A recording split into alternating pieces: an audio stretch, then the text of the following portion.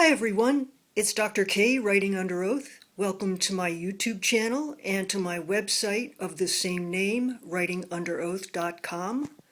I've shared some depositions with you from my blog, recently especially from this book I've been reading called Journey to the Polar Sea by Sir John Franklin. This is his journal, which chronicles his expedition from England to the northern territories of Canada and up to the Polar Sea. He was commissioned by England to look for the Northwest Territory, that is, an outlet from the Pacific to the Atlantic Ocean. He and his team traveled from basically Montreal to the open sea and back again, 5,550 miles on foot and by canoe. They made it to the sea with a group of Indians and Canadians, and they had provision of food, ammunition. They shot food along the way, especially reindeer, and they prepared pemmican, which is dried meat and fruits and fat, which they carried with them. But on the return trip, towards the end of August, it was getting much colder there than they expected. Fall arrived earlier than they expected. The temperature was a good 10 degrees colder than it had been in previous falls. By the end of August, there was already 2 feet of snow on their way back, and it was consistently 10 to 20 degrees below zero. And they ran out of ready food to shoot and eat. They ran out of pemmican, and the voyagers began to weaken.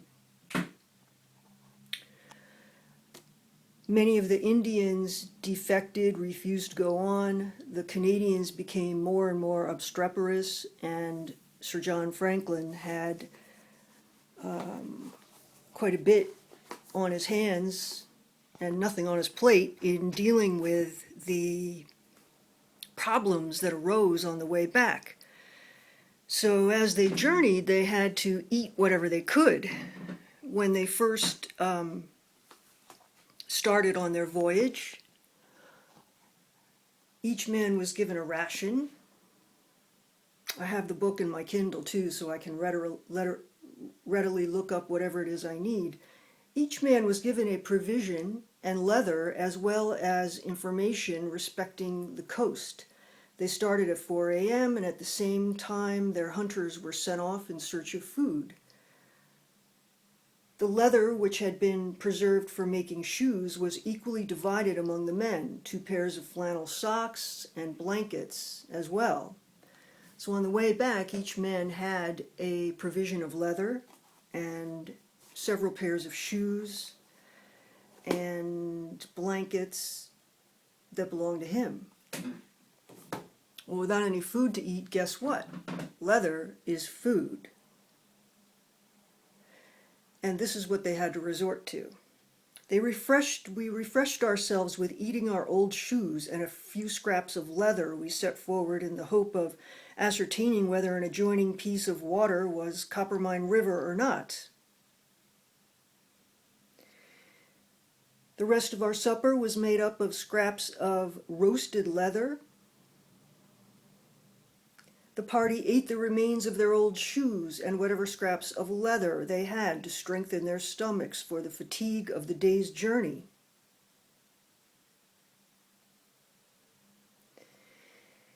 Surviving the storm, as he was provided with a good blanket and had leather to eat. They had a good supper of burnt leather, eating a few morsels of burnt leather. They also boiled it and drank it. Our supper, therefore, consisted of tea and a few morsels of leather. Made a meal of moss and some old leather. Had a sorry meal of an old pair of leather trousers and some swamp tea.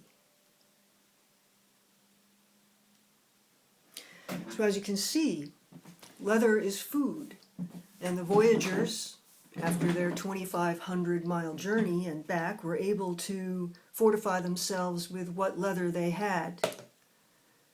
And this is from, again, Journey to the Polar Sea by Sir John Franklin. These are his journals, and the expedition took place, let's see, what years exactly?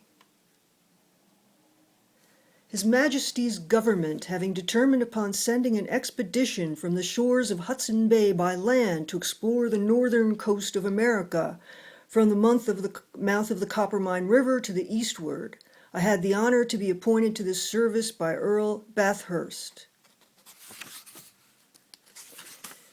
And their journey begins May 1819. One of their Indian companions, or perhaps it was a Canadian, became so deranged that he shot two of the weaker voyagers and hid them, said nothing of them. The rest of the companions thought that they had stayed on resting in the snow to be rescued as soon as possible, but turns out that this Canadian shot them and was eating them. He told his companions that he was out hunting, but really he was running over to these dead bodies and eating them.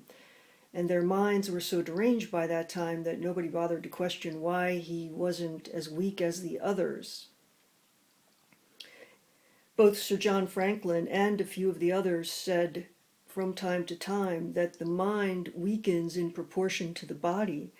So that saying, we are what we eat, is almost literally true, isn't it? The mind-body dichotomy, mental events are physical events, really is true. So I have my supper set before me here.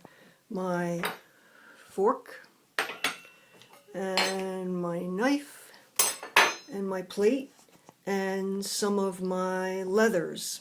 This is a very expensive meal, but this is what I would be eating if I ran out of food. I have my snakeskin bag here. Let's see what this tastes like.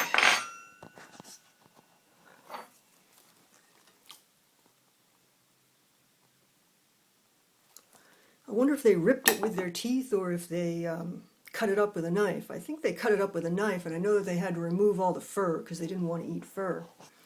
And here I have my reporter's notebook. It's a nice leather, getting softer as I go. I don't think there's any nutrition in paper, but I know there is in the leather. I have this other designer bag. This would make some good chomping. Let's see.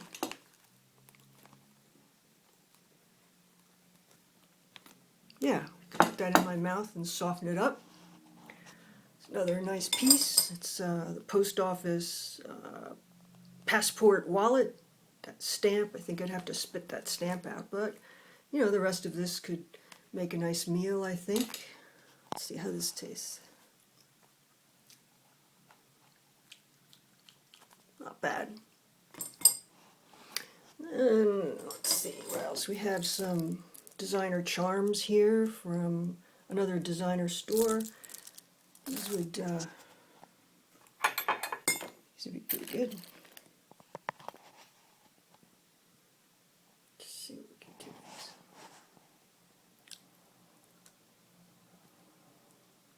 I think there's a little more rubber in there than there is leather.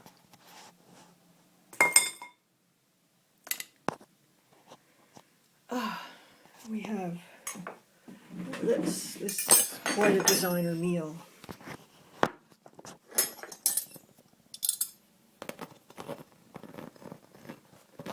Do you know what? This is not leather. This is some kind of waterproof canvas. I guess I'm supposed to know that. Talking old shoes, I got my designer boots here. Now, that's a pretty meal. I wonder what this leather tastes like, though. Dyed leather. Let's see. I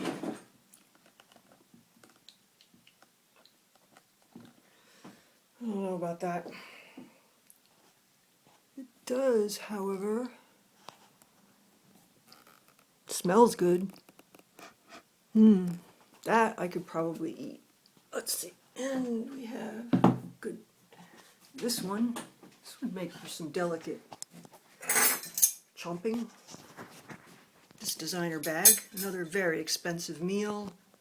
But I think we could cut it up. This would be easy. Very delicate with these little woven pieces here. Yum. I could make a nice meal out of that. And it's not too heavily dyed, so I think this could be good. And the hardware, that could be useful for fishing, dangling some bait.